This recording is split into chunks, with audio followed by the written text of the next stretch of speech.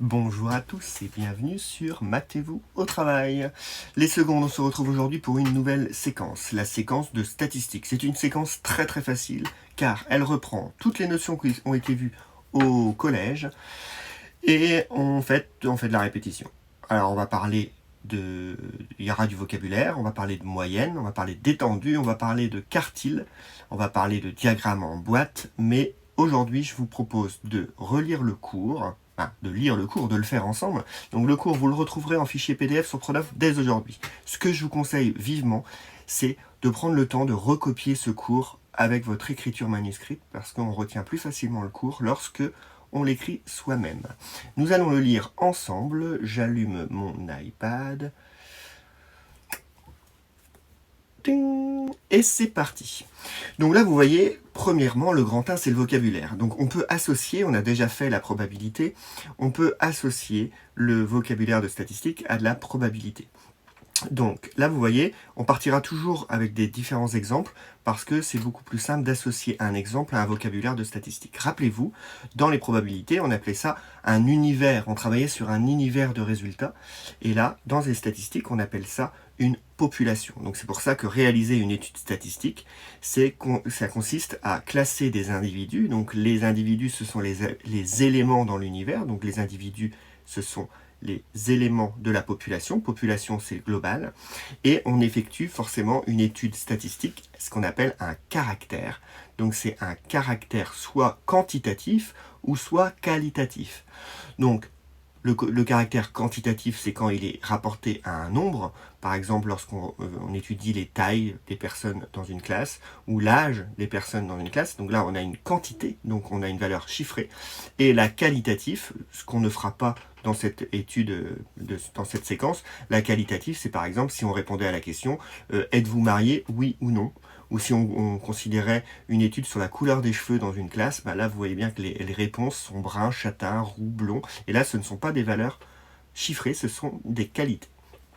J'espère que j'ai été clair, donc je reprends le point. Donc là vous voyez dans l'exemple, on a élève, voiture, joueur, forfait et ainsi de suite. Mais résumons ça à notre classe. La classe de seconde 7, c'est la population. D'accord ? On peut aussi prendre un échantillon de cette population. Par exemple, les filles, c'est un échantillon de la classe. Et chacune des filles, ou chaque garçon, un par un, c'est un individu. Et on va essayer de regrouper toutes les informations liées à un caractère qu'on va étudier sur cette population dans un tableau. Et le tableau avec toutes les données, c'est ce qu'on appelle une série statistique. D'accord ? Donc là, vous voyez, j'ai résumé à peu près toute la partie 1. Donc, on peut classer ça. Regardez le premier tableau. Là, j'ai remonté exprès. Le tableau, il y a âge. Alors, souvent, la première ligne, c'est ce qu'on appelle le caractère. C'est ce qu'on étudie. Donc, dans cet exemple-là, on étudie l'âge des personnes. Donc, 14, 15, 16, 17, dans une classe de seconde. Effectif, ce mot-là, c'est le nombre de personnes qui possèdent ce caractère. Donc par exemple, là, ici, on a une personne qui a 14 ans dans la classe et 27 personnes qui ont 15 ans dans la classe. Dans la feuille de révision de base de collège, si vous l'aviez vu l'année dernière par rapport avec cette histoire de confinement, peut-être que cette notion vous est passée par-dessus, mais les effectifs cumulés croissants, il suffit de poser, regardez, vous voyez le 1. Alors attendez, hop, le 1 qui est ici, je le pose dans la première case. Et après, pour faire les effectifs cumulés croissants, on ajoute 1 plus 27 égale 28, 28 plus 5 égale 33, et après 33 plus 2 égale 35. Ainsi, on a, à la fin, dans les effectifs cumulés croissants, on a le total de la classe. Forcément, on a ajouté à chaque fois effectifs cumulés croissants. Pour les effectifs cumulés décroissants, on part de l'inverse, on part de la valeur totale, de l'effectif total, et on soustrait à chaque fois. Donc on fait 35 moins 1, 34, 34 moins 27, 7, et ainsi de suite. Ce qu'il faut comprendre, c'est à quoi servent ces effectifs cumulés croissants. Par exemple, la valeur chiffrée que je vais entourer ici, là par exemple le 28, comment l'interpréter? Parce que les statistiques, ce sont des notions pour interpréter des résultats chiffrés. C'est pour pouvoir résumer plein d'informations que l'on peut après interpréter, donner des conclusions, des interprétations, répondre à des questions, bref. Donc le 28, ça veut dire qu'il y a dans cette classe 28 élèves qui ont moins de 15 ans, ou 15 ans, qui ont au maximum 15 ans. C'est-à-dire que le 33 qui est là que j'entoure, il y a 33 personnes qui ont 14, 15 ou 16 ans. D'accord? Ça nous permet de faire des groupes de classes. Donc voilà pour ça. Comment calcule-t-on les fréquences? La fréquence, rappelez-vous. Alors est-ce qu'elle est la formule? La formule est là. Donc là, je rappelle, fréquence égale effectif sur effectif total. Donc cette valeur chiffrée est en valeur décimale que l'on peut multiplier par 100 pour l'avoir en pourcentage. Donc très important. Donc par exemple le 0,29 qui est ici, qui correspond à 2,9%, la fréquence c'est 1 divisé par 35. Un élève de 14 ans divisé par effectif total 35. Et le 14,3% qui est ici, ça veut dire ceux qui sont âgés de 16 ans, on a pris l'effectif 5. 5 divisé par 35, ça fait 0,143. Et bien 0,143, ça fait 14,3%. Bon, j'espère que ça va pour tout le monde pour le grand A. Les différentes représentations graphiques, ce qu'on appelle la courbe des effectifs, vous voyez, c'est un polygone des effectifs, courbe des effectifs. Il y a ce qu'on appelle des histogrammes, donc là, c'est les histogrammes qui sont ici. Et il y a ce qu'on appelle des nuages de points. Je vous laisse le lire, de bien regarder précisément comment on a placé les points. Hein. C'est facile, la première ligne est toujours en abscisse. Et après, les effectifs en ordonnée. Donc, c'est pas trop compliqué. Bon, pour les nuages de points, c'est un peu différent. Mais il va y avoir une feuille d'exercice que je vous mettrai demain avec la correction à faire. Donc, on reparlera de ces représentations graphiques. Ça, c'est des choses qui ne sont pas très compliquées. Alors, la moyenne. Une moyenne simple, donc là on est dans les moyennes. Quand vous avez des devoirs, pour calculer la moyenne, très simple, on ajoute les notes et on divise par le nombre de notes. Et vous obtenez la moyenne. La notation en maths des moyennes, c'est ce fameux x bar. Donc dès que vous aurez un x bar, ça veut dire qu'on prend la moyenne des x. Si vous avez un y bar, ça veut dire qu'on prendra la moyenne des y. D'accord? Rien de très compliqué. Ce qu'il faut comprendre ici, c'est le fameux symbole sigma. Là, vous voyez, il y a un symbole sigma que je fais n'importe quoi. Hop. Donc là, c'est le symbole sigma. C'est le symbole somme.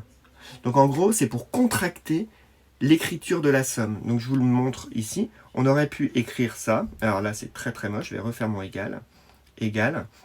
Au lieu de mettre la somme pour i allant de 1 à p, parce que regardez, il y a i égale 1 jusqu'à p, on aurait pu mettre x1 plus x2 plus x3 plus blablabla jusqu'à xp divisé, en fait, c'est la somme des caractères divisé par l'effectif total de caractères.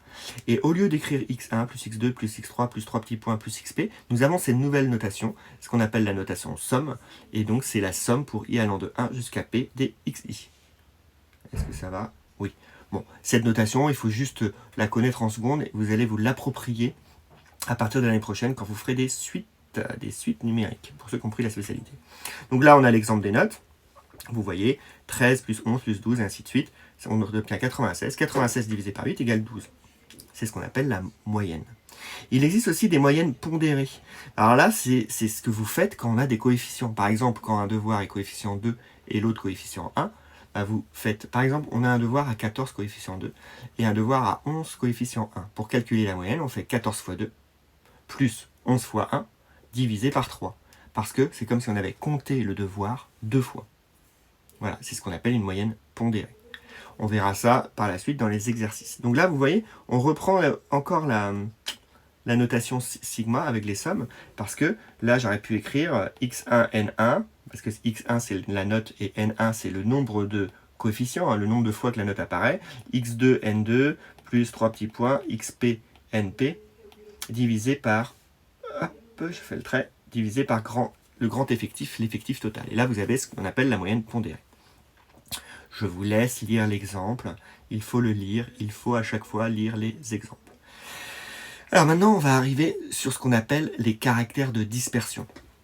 Alors, les caractères de dispersion, normalement, vous les avez déjà vus en 3e. Donc, je remonte un petit peu le tableau. Hop. Donc, il y a l'étendue, il y a la médiane et il y a les quartiles. L'étendue, c'est pas compliqué, c'est la différence du caractère le plus grand moins le caractère le plus petit. Donc, par exemple, si un prof a mis une note 18 en note maximum et une note 6 en note minimum, l'étendue de cette série statistique qui relève toutes les notes, c'est 18 moins 6. Donc c'est égal 12. En gros, c'est la différence entre le plus grand et le plus petit. La médiane, différence avec la moyenne, c'est la valeur qui est pile au milieu. Donc si par exemple vous avez 6 notes, vous allez les ranger du plus petit au plus grand, et vous allez regarder les 2 notes qui sont au milieu, parce que si on en a 6, si on coupe à gauche et à droite, après il n'en reste plus que 4, et après on va arriver sur 2 notes centrales. La médiane, ça sera la moyenne de ces 2 notes. Si on a un 11 et un 10, on fera 11 plus 10 divisé par 2. 10,5, ça sera la médiane. Si on a 5 notes, par exemple, 5 élèves, la médiane, ça sera, on rangera, il faut toujours ranger les caractères par ordre du plus petit au plus grand. Et on obtiendra une note centrale, parce que si on a 5 notes rangées du plus petit au plus grand, il existe une note qui est pile au milieu. La note qui est pile au milieu, c'est ce qu'on appelle la médiane. Regardez le tableau. Donc là, vous voyez, dans le tableau, les âges, c'est ça qui est important, on range sous forme d'une série statistique sous forme d'un tableau. Et donc là, on les a rangés du plus petit au plus grand. Vous voyez, 20, c'est le plus jeune, 35, c'est le plus vieux. Et il y a un joueur de cette équipe de France de 2000 qui avait 21 ans, on a 2 joueurs qui ont 22 ans, et ainsi de suite. La médiane, vous voyez, alors je remonte un tout petit peu, nous avons en tout 22 joueurs, donc c'est pair. Donc on va avoir, si on divisait en 2 sous-groupes de même effectif, c'est la valeur qui permet de découper en 2 sous-groupes de même effectif, on aurait 11 joueurs d'un côté et 11 joueurs de l'autre. Donc la médiane, c'est la valeur moyenne entre le 11e joueur et le 12e joueur. Donc comme ils avaient 28 ans tous les deux, ça fait 28 plus 28 divisé par 2, donc ça fait 56 divisé par 2, on obtient la médiane égale 28. Normalement, c'est une notion que vous avez déjà vue en 4e, pour avoir eu les 4e l'année dernière, je sais que je l'avais vue en 4e, peut-être non revue en 3e, donc c'est une notion qui doit vous dire quelque chose. Alors il va nous rester à lire les remarques. Là c'est important, je vais vous laisser les lire, parce que là ça fait un petit peu long, ça fait une vidéo d'un peu 12 minutes. On a la définition mathématique avec les effectifs pairs et impairs, je vous laisse lire ça aussi. Et concernant les quartiles, on va revoir ça dans une feuille d'exercice un peu plus tard. Alors je ne sais pas si je vais en parler demain ou si je laisse ça pour la rentrée. En gros, la médiane, c'est le quartile Q2, c'est celui qui est pile au milieu. Après, il existe un premier quartile Q1 qui représente les 25% de la première partie. On aura un groupe qui sera de 25% et l'autre de 75%. Et UQ3, on aura un groupe inférieur à cette valeur qui sera de 75% et l'autre de 25%. Mais c'est beaucoup plus simple à expliquer sur un diagramme. On a un diagramme en boîte que l'on verra plus tard. Donc, on est là aujourd'hui. Là, je vous poste la vidéo. Vous la regardez bien. Il y a une fiche de révision avec les écritures de base des effectifs cumulés croissants, les effectifs cumulés croissants et les décroissants et les fréquences. Elle est déjà corrigée sur Pronote. Vous pouvez regarder ça en même temps. Essayez de compléter les premiers tableaux et de vérifier si vous avez déjà bien compris la notion. Je vous conseille vivement de réécrire la totalité du cours. Alors attendez, j'ai éteint mon iPad. La totalité du cours en valeur manuscrite, c'est quand même plus sympa que d'imprimer et de coller, mais bon, il y en a qui préfèrent imprimer et coller.